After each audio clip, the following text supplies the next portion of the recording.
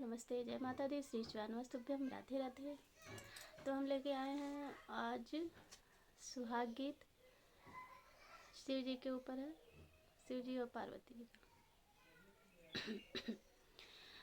अशिय को शिव पैदल चले हैं, अरे पैदल चले हैं, अरे पौआ जे लागी पीराए रे ललन मायर, पौआ जे लागी पीराए रे ललन माँ।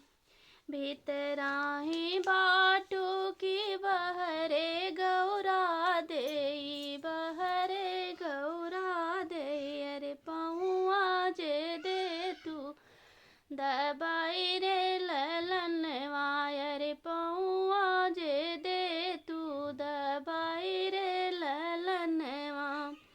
इतनी बचन गौरा सुनहि न पाई, अरे सुनहि न पाई, अरे भैली डेवढ़िया के ठाड़े रे ललन मायर, भैली डेवढ़िया के ठाड़े रे ललन माँ।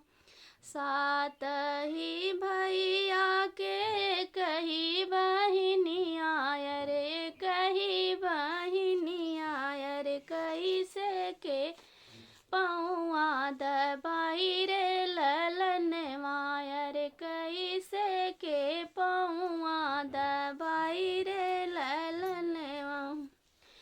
इतनी बचन शिव सुनहु न पाए, अरे सुनहु न पाए, अरे घोड़े पीठी भय असवार रे